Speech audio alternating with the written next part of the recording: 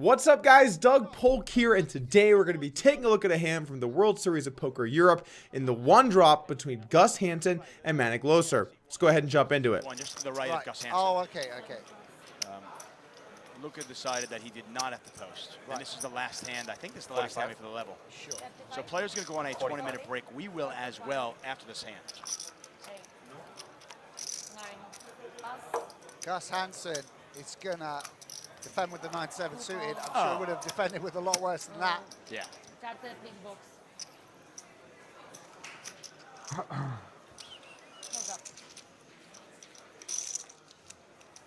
Now, before we jump into some analysis, it's important to note that this is a tournament hand and not a cash game hand. I know we've been analyzing a lot of cash game hands on the channel lately, but it's important to understand the differences between the two game types. In a tournament, it's more important to survive. Chips you gain have less value than ones you lose, whereas in a cash game, it's always a one chip equals $1 type situation. That means you want to be a little more risk adverse when you're facing big decisions, and of course, you also want to preserve your tournament life. Now, you can't get too carried away with it or you're going to become a nit and people can run you over, but that's an important thing to think about as well. The blinds are 8K, 16K with a 2K ante, and the action folds to Loeser on the button, who looks down at ace-5 suited. Obviously going to be opening here. You're going to be opening any ace suited or not, unless the stack sizes get kind of weird, in which case you might fold a couple, but when you're on the button, you want to play these types of hands. Small blind gets out of the way, and Gus Hansen looks down at 9-7 suited. Now, this is a spot where you mainly want to call, but every now and then throwing in a re-raise is a pretty good move, particularly against buttons that you think are opening too wide. The deeper you get, the more I like this move because you can have a few more disguise holdings post-flop. The shorter you get, the less I like it, because then if your opponent goes all in, you're in a tough spot and have to fold, but you had such a good hand pre-flop, you'd rather just call and take a flop. Anyway, Gus Hansen does call, and let's take a flop. Ace high still the best hand. Hansen with a gut shot and backdoor diamonds. Still has 41% equity. Definitely a good flop for 9-7 of diamonds.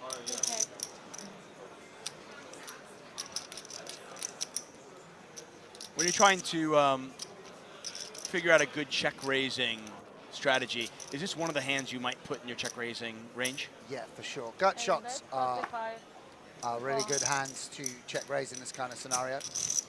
Also, Gus has got, I don't have too many two pairs here. The flop comes 10-6-3 rainbow, and ace-5 manages to stay in the lead up against just the 9 high of Gus Hansen. However, he does have a gut shot and a backdoor flush draw, so he's got a little playability to go along with it. Gus does check it over to Loeser, and with ace-5, you've got a pretty annoying situation developing. If you bet all your ace highs on the flop when you're check to, then people can start check raising you light, and you're going to have to make a lot of folds. However, if you never bet with a hand like ace high, then you're not going to be taking the pot down against some weaker holdings. In general, when I have some weaker showdown like this ace-5, I tend to check it back and look to play some turns. However, mixing in a bet every now and then seems totally fine. I will say one of the issues with betting ace-5 is that you have so many other hands you want to bluff with. You could have a hand like queen-jack or king-jack or 9-8 or 5-4 suited or 7-5 suited or 9-7. There are so many different hands that you want to bluff with that when you have ace high, checking and trying to take some showdown isn't really the end of the world. Loeser disagrees and decides to bet 45,000 on the flop, and the action's back over to Gus Hansen. Now, with 9-7 suited, I actually really like these types of hands as check raises. The reason is if you get 3-bet and you have to fold, okay, it's not the end of the world. You only had a gut shot, but you also have the backdoor flush draw, so you get a little more playability on different turns and rivers. By check raising when you have that straight draw plus backdoor flush draw, it's not really going to be too many holdings that you can have in your range, whereas if you start check raising every straight draw, that's way too many hands. I mean, 9-8, 9-7, 8-7, 7-5, 7-4, 5-4, so many different hands you can have that are straight draws that by working it in when you have the backdoor flush draw, you find a good ratio of bluffs into your check raise range. Now, if you have just a normal straight draw, you should check raise every now and then, but you have to mainly call because if you raise all of those hands, you just can't have enough good hands. Realistically, the big blind can have 10-6, 10-3, 6-3, and maybe occasionally a set, but overall, not too many good hands at all. So you're representing only a few good hands, and you can't bluff that much. That's a good tip in general in poker. When you're only representing a few good hands, don't bluff with a lot of hands. Anyway, let's go ahead and take a turn. Some 10-3s and 10-6s, but it's not the case with Gus so much. And Gus turning a flush draw here. Yeah. And not immediately checking, similarly to how we saw Sergio play bottom player. He's thinking about leading out here.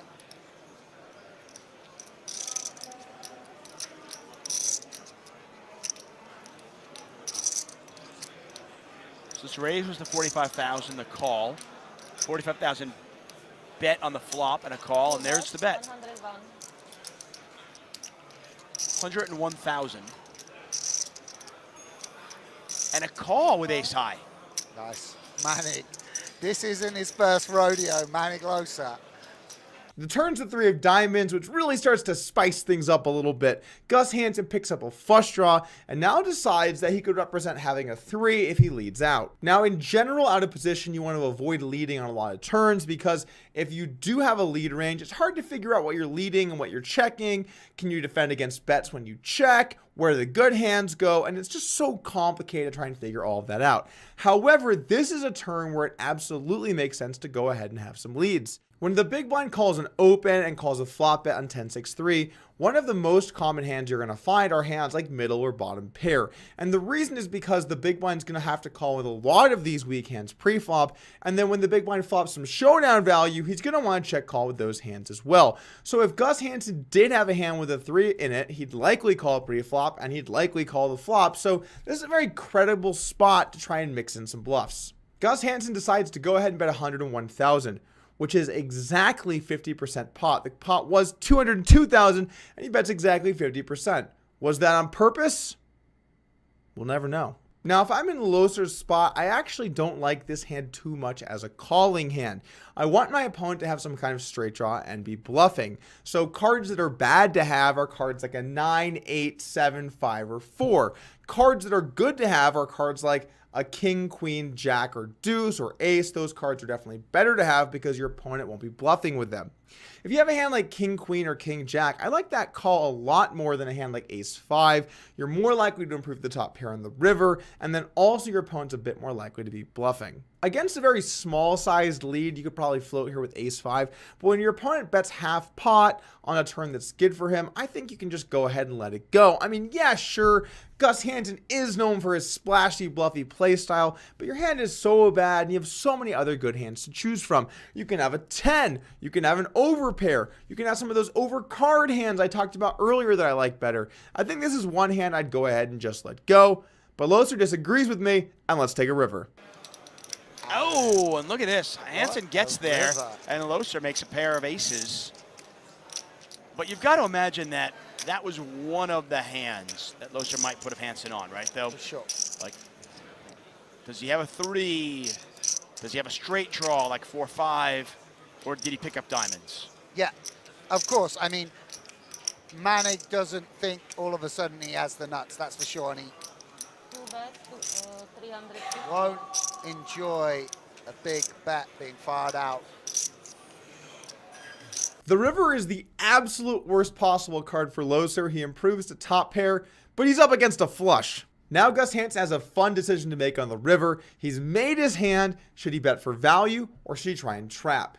Now, in general, a rule in poker that might help you guys out is when you have a good hand, you want to lean towards just betting. If you start getting too tricky all over the place by always checking your good hands, you don't build the pot. And really what good players do consistently in poker, when they make good hands, they usually bet. Now, I didn't say always, then you're just a little bit too straightforward, but they usually bet and try and make some more money from their opponent. I think this run out exactly is not a spot you should be trapping very often in the big blind. When you bet that half pot size on the turn, you're basically saying you have a 3 or maybe a good 10, and so your opponent's not going to be betting too many hands when you check to them.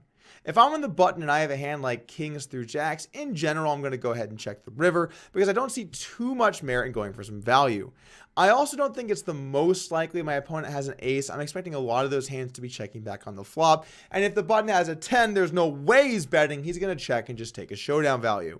Also, because Gus bet the turn where he was basically saying I have a 3 or maybe a good 10, but realistically a 3 is my main value bet, your opponent's going to have better than that to want to bet the river. So it's possible he could even check back an ace here if he doesn't think there are enough 10s in Gus's range to go ahead and go for a value bet. Now, Gus is known for being kind of stationary, so that might not be true. We might see him bet an ace here if check to. But in general, once you start to represent a really strong hand, you want to keep betting with a few bluffs and your good hands when you do get there. So the question becomes, what size should Gus bet here on the river? And I like something big and hefty, really selling that story. I have a 3 or a flush. Now, in this case, he does have a flush, but if we were bluffing, we would want to go with the same size. By going this bigger size, we can bluff our opponent more, and it's a more credible story to tell than betting small in the river. If you bet small, what are you saying you have? Like an ace, maybe? But are those hands really taking this line? It's pretty unlikely. One last thing about Gus's decision here. If you're thinking about what hand should I also bluff with, you might want to consider some straight draws that have a diamond. If you had a hand like 5-4 with a diamond or 9-7 with one diamond, then by bluffing with those hands, you block your opponent from having a flush as often. I wouldn't want to bluff with a hand like 8-7 of spades, because with a hand like that, I do not block my opponent from having flushes, and I do block them from maybe having a straight draw that was just floating on the turn. So pick hands with diamonds and give up when you don't have one in your hand. Now over to Loeser. I just can't see letting this hand go. This is basically one of the best rivers in the deck for you, and although you'd prefer to have a kicker that's a diamond and not just one of the straight card blockers, at the end of the day, this is probably too high up in your range to consider folding. It's also worth saying, if you have a hand like Jack 10 with a Jack of diamonds, that's probably a better hand to call with here than an ace, because you don't block almost any bluffs when you have that hand, and you still do block some bluffs when you have the 5 of clubs. But when you get to the river and your opponent bets 3/4 pot, you're going to have to call with over half your hands. This hand is top pair. I can't see any way he can get away from it. Yeah, 315 into 404. So, and there's the call. Flush. The magic of Gus Hansen, that's how he gets paid off. So the players are going to go on a break. Big pot there for Gus Hansen. Now, after the hand, Gus Hansen did a short interview where he talks about what it's like to play right now and kids these days. Things evolve. People get better and better. I mean, back in the 80s, although there was some great poker players, I mean, the average player was not as good as they were in 2000, and definitely not as good as they are in 2017. I mean, there's some really tough players. I think it's kind of interesting watching the table, because I have quite some few young Germans, Spaniards, Bulgarian, etc.